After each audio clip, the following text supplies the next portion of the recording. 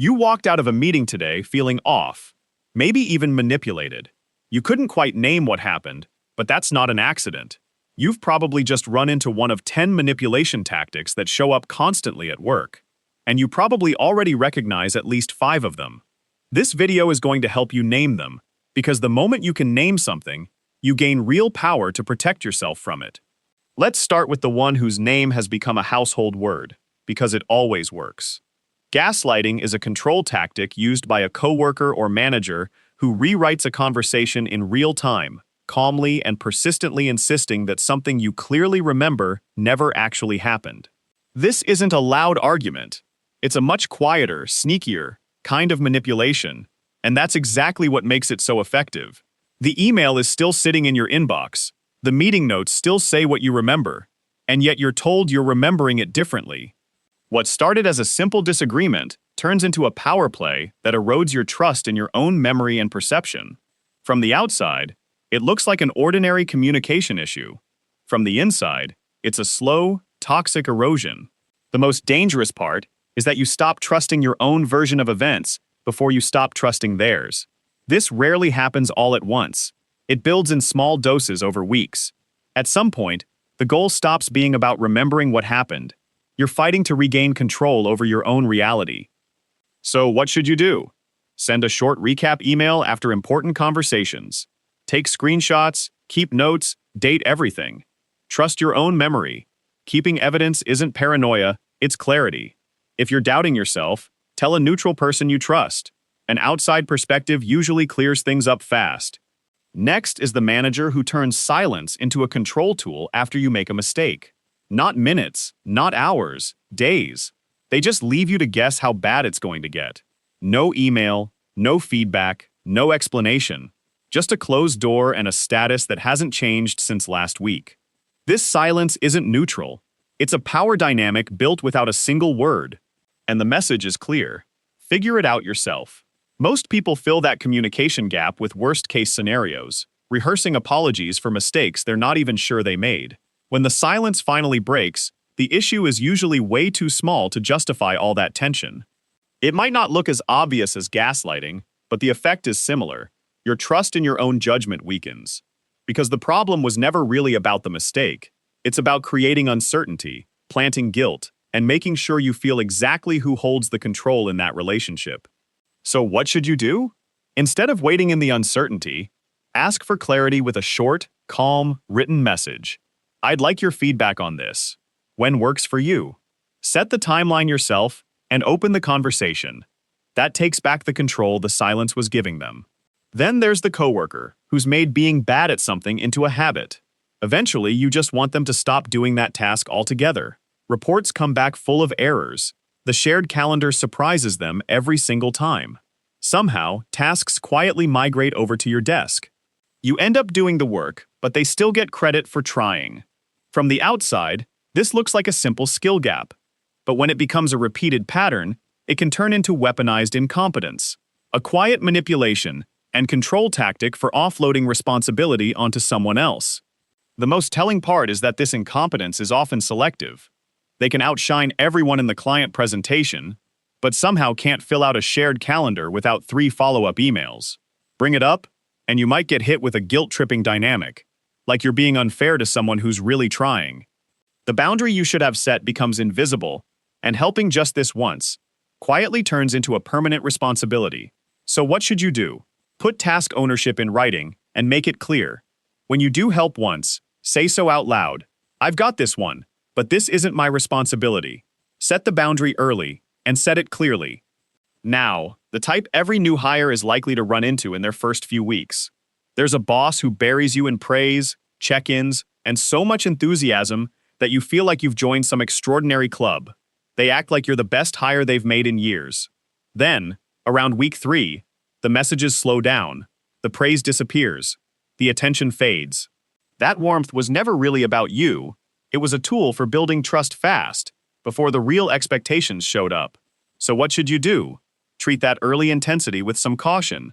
See it as a starting impression, not a foundation. Ask about real expectations, workload, and boundaries early and directly. Build trust over time, based on consistency, not enthusiasm. This person rushes every task, even something with a deadline a month out. Every request lands with a late-night notification, and just enough urgency to make you feel behind before you've even opened your laptop.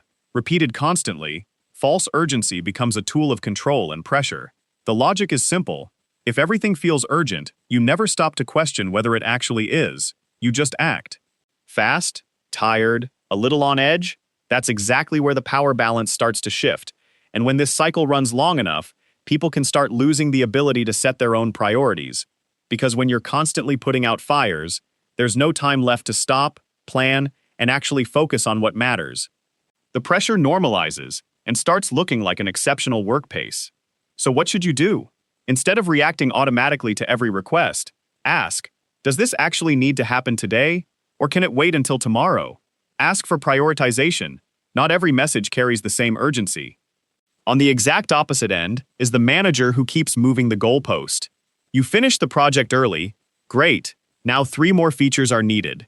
You hit the target number, except turns out that wasn't really the target. The real one was always a little higher, they just hadn't mentioned it yet. No effort ever fully lands, because you were never meant to reach the finish line. You were meant to keep chasing it. So what should you do? Get goals written down and measurable from the start. When you hit one, document it and mark it clearly. When new demands show up, use your right to say, that's outside the scope we agreed on. Let's talk about it separately. This tactic works by making sure no one's actually comparing notes. You're not being managed directly, you're being measured, through triangulation, against a coworker who may have no idea they've been pulled into the comparison at all. It's a manipulation and control tactic that turns colleagues into silent competitors. It works precisely because nobody's checking whether that other employee is actually doing well, and it lowers everyone's odds of talking to each other honestly. So what should you do? Before getting pulled into comparison language, talk directly to the person involved. Don't get looped into the rumor chain. Ask for decisions to be made through direct, transparent communication. This person made you a promise, and a month later, remembers absolutely nothing about it. Bring it up, and you get a blank, mildly offended look, like you're the unreasonable one for remembering a conversation that definitely happened. This is a quieter tactic where selective memory kicks in, and it can produce the same effect as gaslighting. It's less about outright denying reality and more about acting like inconvenient information has been individually erased. Summarize verbal agreements in a short email right after the conversation, confirming what we discussed. That creates a record and gives the other person a fair chance to walk it back honestly if there was a genuine misunderstanding. Ask the next person for a day off and watch them sigh. I guess we'll figure it out, they say, sounding anything but sure. This is a quiet form of control built through guilt. The same energy turns every sick day, every lunch break, and every 5 o'clock exit into a personal inconvenience. As if paid time off were a favor being done for you, not something you're actually owed. So what should you do? Remember your rights. Time off, breaks, and working hour boundaries are yours, not favors.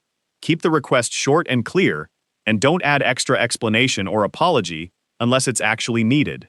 And finally, DARVO, a move with an acronym intense enough to have its own body of research behind it.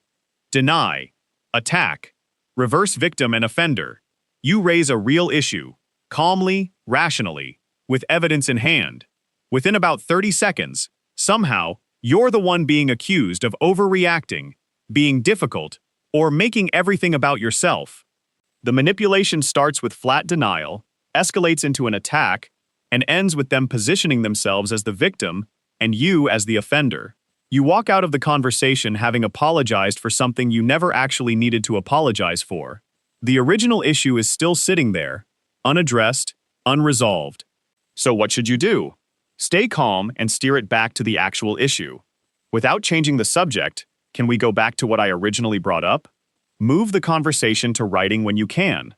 And if you notice the roles flipping, consider bringing in a third party if it's needed. Most of these tactics don't look like manipulation the first time you encounter them. If anything, they look like a normal part of everyday work life, which is exactly why people can go months without being able to name the source of their discomfort. But there's a common signal. If you constantly feel like you're defending yourself, if you're second-guessing yourself, even when you're sure of what you said, or if simple work conversations leave you unreasonably drained, it's worth stepping back and taking a closer look at the dynamic you're in. Because awareness is the first step that actually reduces manipulation's power. What all 10 of these tactics have in common is this: they all work by injecting uncertainty into your perception, your memory, or your confidence. When you run into one, remember 4 things: document it, set a boundary, don't isolate yourself, and go through official channels if you need to. The moment you can name a tactic, you've already taken back most of its power,